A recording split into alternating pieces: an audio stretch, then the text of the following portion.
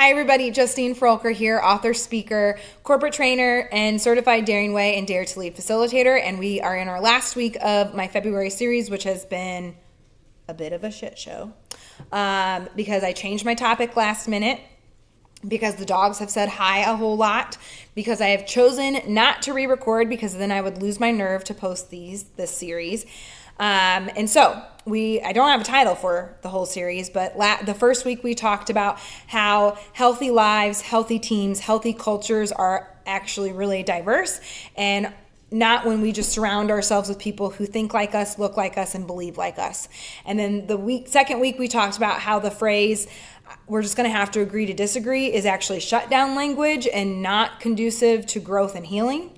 And then last week we talked about our definition of courage and how do we still love and lead each other well when your definition of right is different than my definition of right.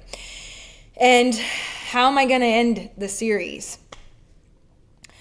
Sometimes this work feels impossible, especially when you scroll social media and how easy it is for people to be just mean and judgmental and shaming and not open-minded and not full of grace. And it's only going to get worse the closer we get to November, no matter what side you are on. And so I guess this week's teach is more of a question, like, is it true? Is it possible to love and respect all? What does it take for us to choose courage? And because I haven't figured out a better word for it, to choose grace. And I know that grace can be a very loaded word for a lot of people, especially those of us who have been hurt by religion or religious institutions or people. And I don't have a better word for it. What would it be like for you to choose to live your life with yourself and towards others with giving people a generous assumption, to give them a second chance, to seek to understand where they are coming from, to live with courageous grace? It takes you owning your shit and doing your part and owning your part and doing your work and really reflecting and being self-aware of where you have come from, of what you believe, of how you're putting that out into the world, of how you're coping with your emotions, with how you're communicating, with how you respond to your life, and hopefully not just react from all your emotions anymore if you've been following me for any amount of time. And so I don't have like a last teach to sum it all up, besides it's supposed to be hard and uncomfortable. If you're comfortable with this, it's not vulnerability or courage, probably.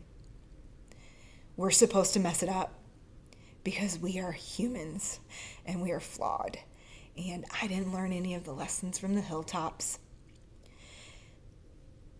When we screw it up, we need to circle back and make it right. And we could all use a little bit more kindness in this world.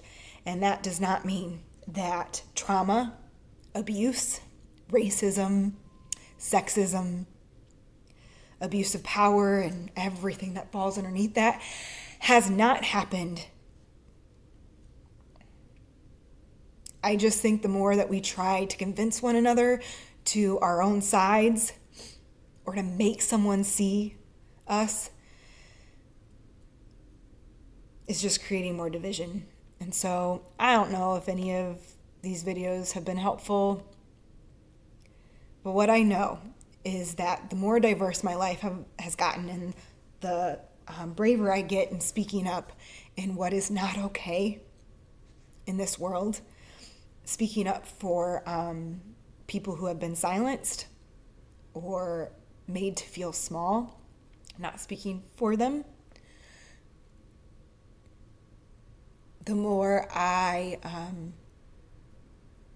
choose grace towards myself and others. the better this all gets. It ain't easy. So thank you for being here these last 4 weeks. I know it's been an unusual 4 weeks for some of you who have followed me for a long time, or for those of you who are new, because I have a lot of new people. And so thank you for sticking in. I think I'll probably come back to what I had recorded for February for the March series, which is We Can't Give What We Don't Have, because frankly, it's kind of a great next step after this series. So thank you for being here. Thank you for having courageous conversations in the comments. Thank you for your grace with me.